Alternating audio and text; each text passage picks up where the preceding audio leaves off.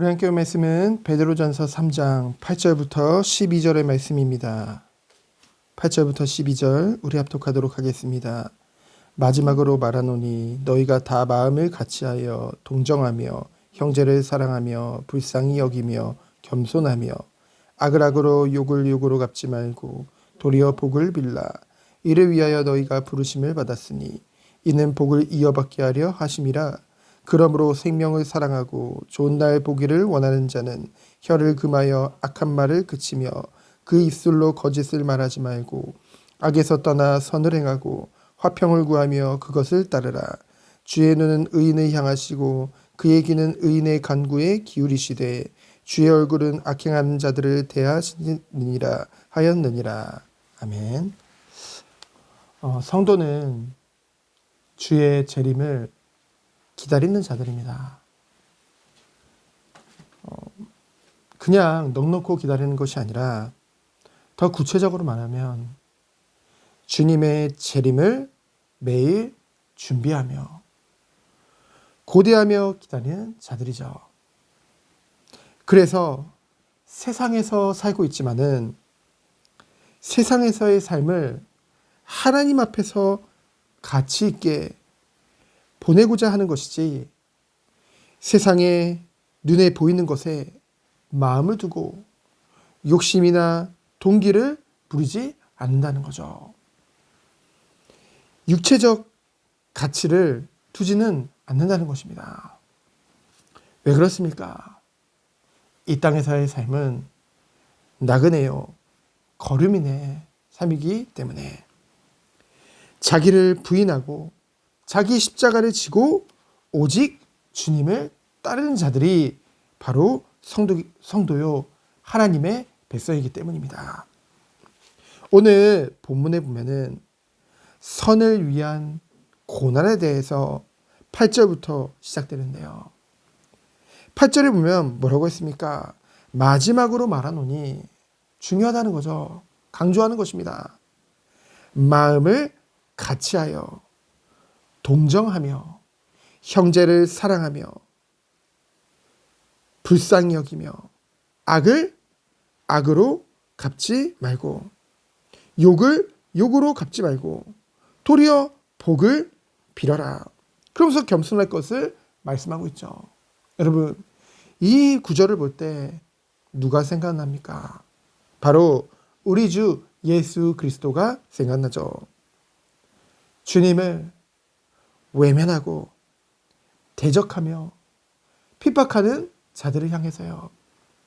심지어는 그 예수님을 십자가에 못 박고 조롱하고 제비를 뽑아서 그 속옷을 나눠 갖는 자들을 향해서도 예수님께서는 뭐라고 말씀하셨습니까? 그들이 몰라서 그렇다. 그들의 복을 빌어주셨죠. 죄인된 우리를 끝까지 사랑하시고 긍휼히 여기시고요. 겸손히 섬겼던 그 주님의 모습이 생각나게 되어집니다. 그 주님과 같이 우리 또한 9절에 부르심을 받았다는 말씀이죠. 그리고 그것이 복이라고 말씀하십니다. 세상이 말하는 복과는 정말 다르죠. 복, 사람들은 복을 얼마나 좋아합니까? 특별히 가까운 중국에서는요, 각 대문마다 복이라는 한자를 거꾸로 써서 달아놨어요. 그게 의미하는 게 뭡니까? 복이 쏟아지라고요. 그리고 우리나라도 곧 이제 송년이 지나고 이제 새해가 오는데요. 그 새해의 인사가 뭡니까? 새해 복 많이 받으라는 거죠. 성경에서도요, 복 받을 것을 말씀하고 있습니다. 그런데요, 그 복이 우리가 생각하는 복과는 다르다는 것이죠. 영원한 복입니다. 결국 주님을 닮아 주님의 마음을 가지고 행하는 복이 참된 복이라는 것이죠. 구체적으로 몇 가지에 대해서 10절에 기록되어져 있습니다. 생명은 곧 하나님의 은혜를 말합니다. 그 생명을 사랑하고 좋은 날, 예수님 오시는 날이죠. 혀를 금하며 악한 말을 그치며 입술로 거짓을 말하지 말고. 성도는요, 의인은요, 먼저 그 입을 다스려야 됩니다. 매우 중요해요. 왜요? 결국 그 마음에 담긴 것이 그 입술을 통해서 나오기 때문에. 그래서 악을 떠나 선을 행하고 화평을 구하며 그것을 따르라고 했죠. 그것이 바로 선을 행하고 화평을 구하는 것이 바로 성도의 정체성인 줄 믿습니다. 그래서 뭐라고 했습니까? 주의 눈은 의인을 향하시고 그 주의 귀는 의인의 간구에 기울이시되 하나님의 관심은 늘 성도에게 있다는 것이죠. 그리고 악인들은 어떻게 된다고 했습니까? 주의 얼굴을 대할 것을 말씀하시죠. 반드시 심판을 받을 것을 말씀하시는 것입니다. 그래서요, 오늘 생명의 삶 말씀과 같이 하나님의 명령은 무엇입니까? 바벨론에서 떠나라고 했죠. 이 바벨론은 곧 음행과 사치로 가득한 모든 죄와 불의가 가득한 곳, 세상을 말하죠. 거기서 속히 떠날 것을 말씀하고 있습니다.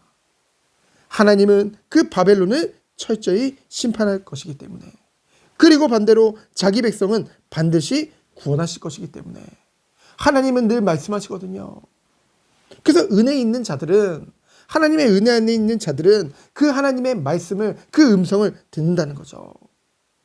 그래서 뒤도 돌아보지 않고 단호히 행할 수 있는 것입니다. 바벨론과 같은 이 죄악이 가득한 이 세상 가운데 죄의 영향력이 없는 곳이 없거든요. 이 세상에는 이 죄로부터 자유로운 곳이 없는 것입니다. 그래서 떠나는 길은 뭐라고 했어요? 다른 것이 아니죠. 바로 하나님을 가까이 하는 것이 바로 이 죄의 영향력에서, 죄에서 떠나는 것이라고 했습니다. 야고보서 4장 8절에 보면은 하나님을 가까이 하라. 그리하면 너희를 가까이 하시리라 말씀하셨습니다. 그러면서 뭐라고 했습니까? 죄인들아 손을 깨끗이 하라. 두 마음을 품은 자들아 마음을 성결하게 하라고 했거든요. 결국은요, 마음이 중요한 거예요. 마음에 담긴 것이 입으로, 그리고 행동을 통해서 나오기 때문에. 그래서 마음에 두 마음을 품지 말라. 두 주인을 섬길 수가 없는 것이죠. 세상과 하나님을 동시에 섬길 수 없는 것입니다. 하나님을 가까이 한다는 것은 하나님의 말씀을 가까이 한다는 것이죠. 이는 예배를 가까이 한다는 것입니다. 결국은요, 신앙생활에 대해서 이렇다 저렇다 말이 많지 않습니까? 뭐 이렇게 하면 저렇게 하면 신앙생활을 잘할 수 있을까? 사실은 다 소용없습니다. 결국은요, 예배를 떠나서는, 예배의 축복을 떠나서는, 주의 몸된 교회를, 이 공동체를 떠나서는 바르게 신앙생활을 할 수 없다는 것이죠. 신앙생활의 가장 기본 중의 기본이 바로 예배의 축복인 것입니다. 결국 참된 성도는요, 뭡니까? 마지막 때를 매일의 삶을 통해 준비하는 거거든요.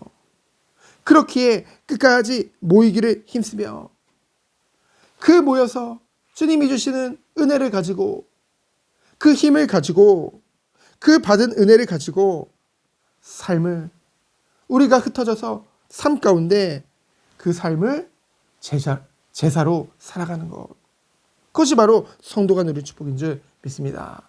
오늘도 오직 하나님을 가까이 하며 주님이 주시는 은혜 안에서 승리하는 우리 모든 성도님들 되어지기를 예수 그리스도 이름으로 축원드립니다. 시간 기도합니다.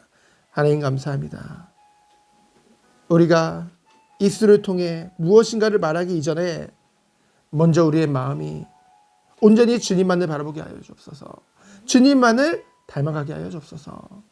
오직 하나님만을 가까이 하며 정말 이 죄악이 가득한 세상 가운데 정말 오직 주님이 주시는 그 은혜 안에서 승리하는 우리 모든 성도님들 되도록 주께서 축복하여 주옵소서. 살아계신 예수 그리스도 이름으로 기도합니다. 아멘. 감사합니다. 주님을 제자라.